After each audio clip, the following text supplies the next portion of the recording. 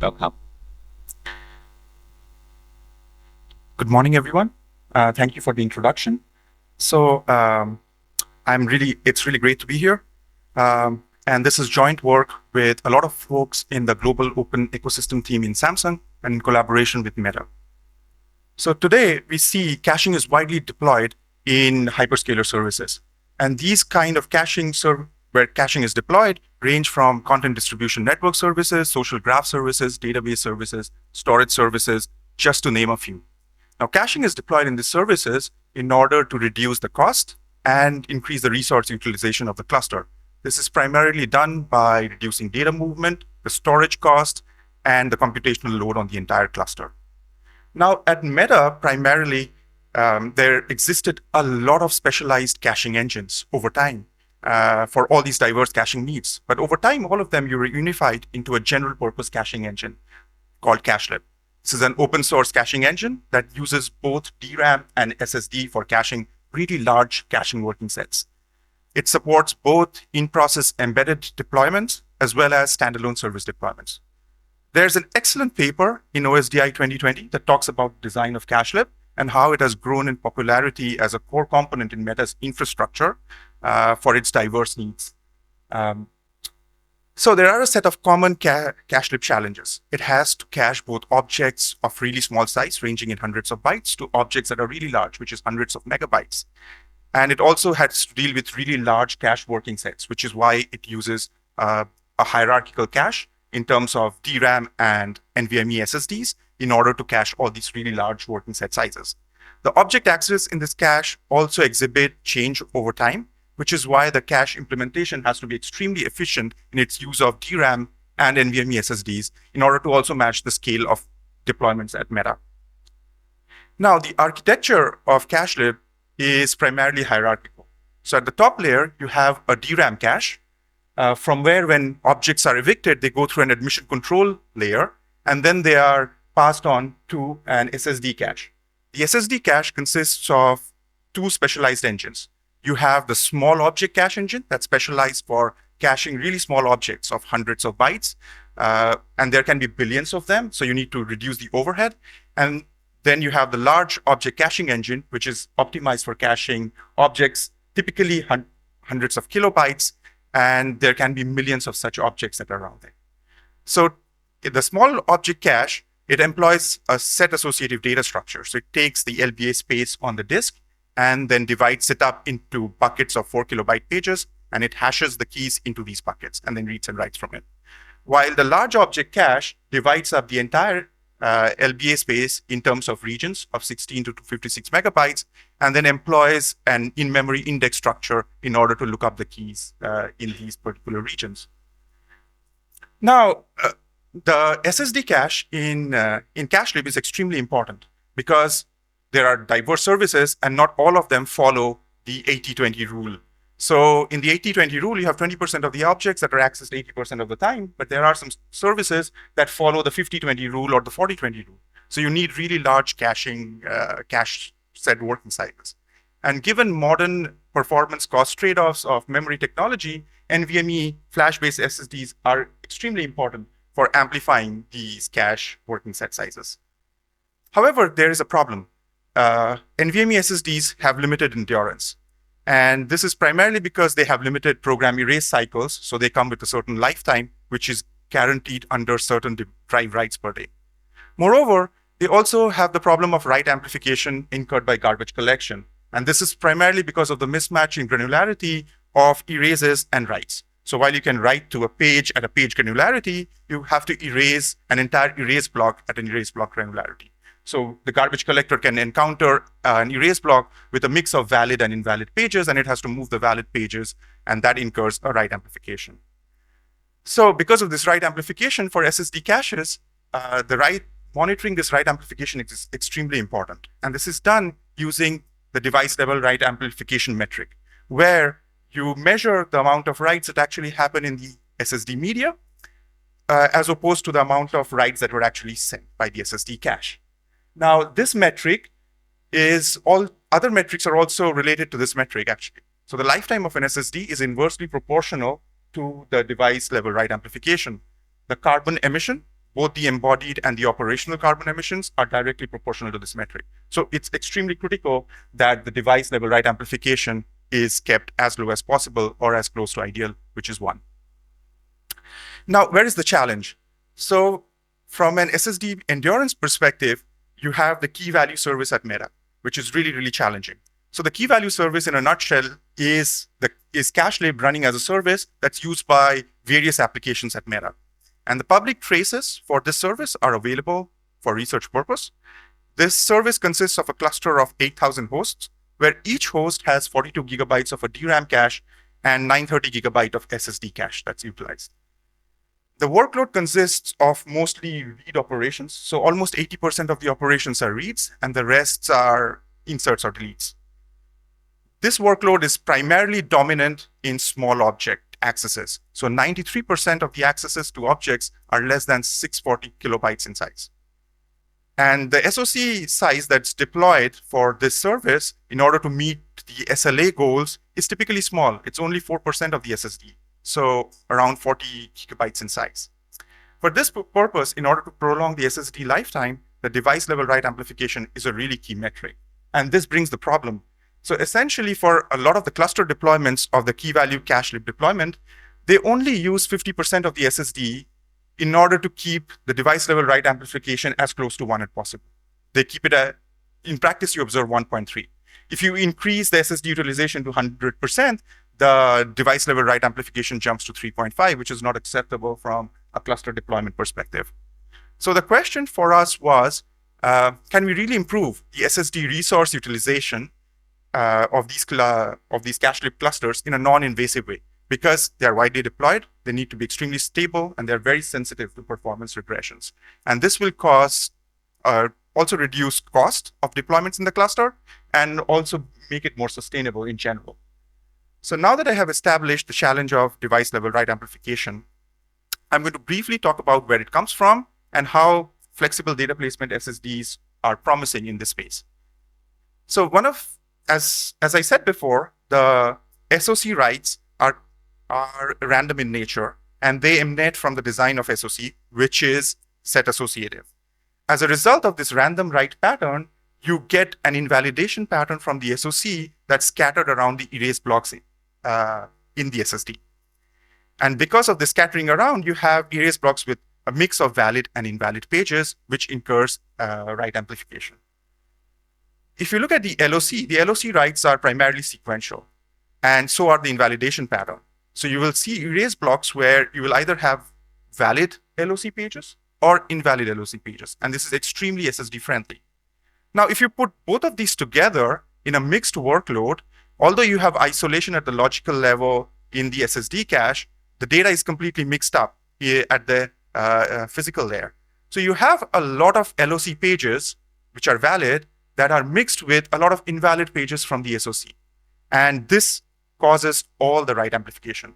Remember, the SoC is small in size, while the LOC is really large in size, and the SoC is written very frequently, while the LOC is mostly code. So what you really want to do is you want to separate the numerous LOC data into their own erase blocks, because they're valid most of the time, and you don't want them to move at all. And you want to co-locate the SoC pages into their own erase blocks. And then you can do a little cheating. You can use the extra spare blocks that the SSD has for garbage collection process, and all of these can actually be dedicated to service the writes of the SoC. And if you can do it perfectly, then you can reach an ideal WAF. So now the question is there a way to separate SSD data easily?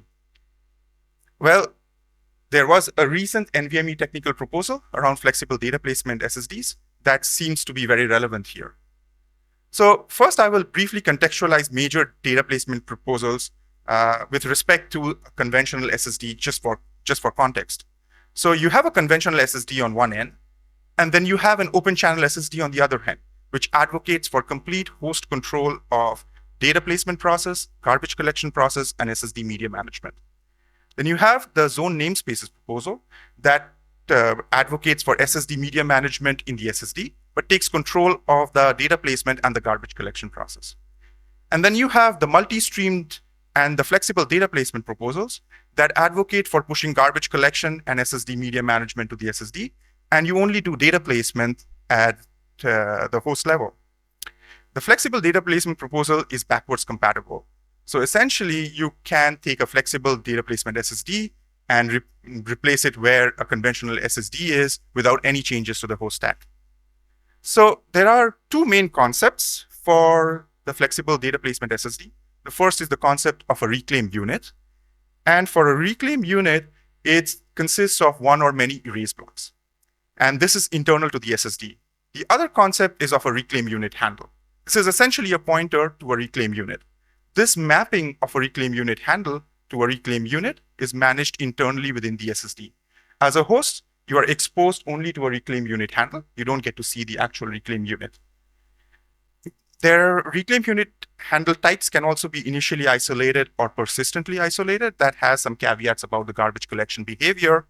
From a command perspective, there are no new commands. So existing NVMe write commands can optionally pass in addition to the LBA, the reclaim unit handle where the data should be placed. An FDP SSD also supports multiple configurations, where a configuration is the number of reclaim unit handles, their type, and the size of the reclaim unit. This is predetermined by the manufacturer, but you can select a particular configuration at any point of time when you're deploying these SSDs. So a manufacturer can give you an SSD with multiple configurations, and you choose what suits your use case the most. There's also extensive support for logging. So you have logs where you can see certain event types. So you can query for, what is the current capacity of an RU? When do RUH pointer changes happen? When did garbage collection happen? And some more details. This is an evolving standard, so there can be more in this space. And this is one of the main differences with multi-streamed SSDs. So based on what I talked so far, the idea here is to tackle the device level write amplification problem. We can separate the SoC and the LOC data into different RUHs. Now, the theory is if we can do it successfully in practice, we have a theoretical bound in the paper where you can bound the device level write amplification in terms of the SoC size. Okay, so next I'm going to briefly talk about some of the high-level design goals where we integrated this idea in CacheLib. So one of the first goals was to keep it simple. This is extremely critical for the upstream process in CacheLib given its sensitivity to stability. Moreover, the design should also be loosely coupled to FDP. This is because for CacheLib, FDP is just another path, and there can be other paths. So it should be really easy to take out all the code changes completely or toggle it on and off, and it should also have minimal overhead. Moreover, since this is an evolving standard, all the changes of data separation and the technology itself should be separated so that future data separation technologies can also be integrated. I'm not going to go into the details, but there are more in the paper. You can take a look at it. I would briefly talk about the storage IO path that we employed for this design. So in a normal application, you go over the file system interface in the kernel. CacheLib goes through the block layer. So it uses the raw block device abstraction and then talks to the block layer and onto the SSD. For this work, since there's no support for FDP at the block layer, we directly pass commands from user space using a recent work on IO pass-through in the Linux kernel. So we construct NVMe FDP commands in user space, use the raw char device, and that's passed on using the Linux kernel all the way down to an FDP-enabled SSD. More details in the paper, please check it out. All right, so on to the evaluation. So for our evaluation setup, we used a 1.8 terabyte Samsung PM9D3 SSD with FDP support, and you can enable or disable FDP support in the experiments. So in all our experiments, we have two modes. One is the FDP mode, in which we enable the FDP support on the device, and that contains all our code changes for SoC and LOC data separation, and the non-FDP mode, where the FDP support is disabled, and it uses vanilla CacheLib. For our workloads, we used Meta's key value cache workload traces, Twitter trace, and a modified version of the key value trace, which we made it to be write heavy. So the first experiment, we run the original workload of KV cache with all the default configurations, with 50% of the device dedicated to the SSD cache. And we could replicate the numbers that were reported at Meta's production clusters. where you have with non-FDP, you see 1.3, a device level write amplification, while with FDP, with our changes, we could actually get an ideal WOF of 1. It's okay, but not that great, right?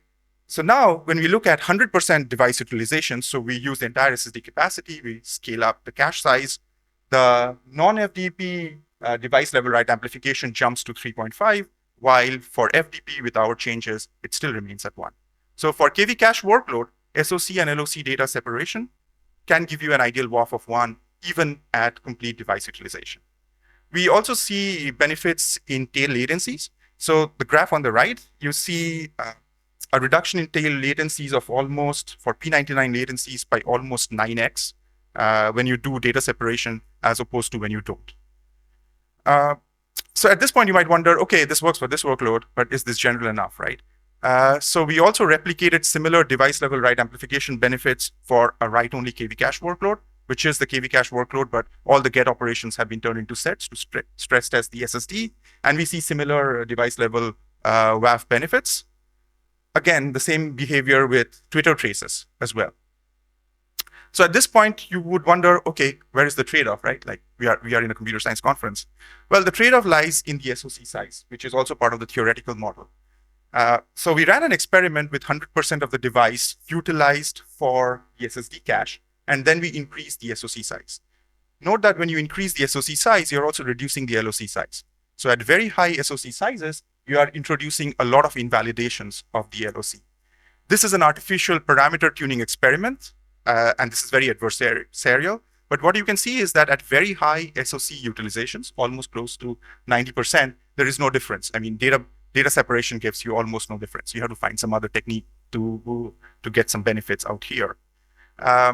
However, you don't want to increase SoC sizes much because you don't get much of a cache hit ratio. So this is more of an adversarial validation experiment.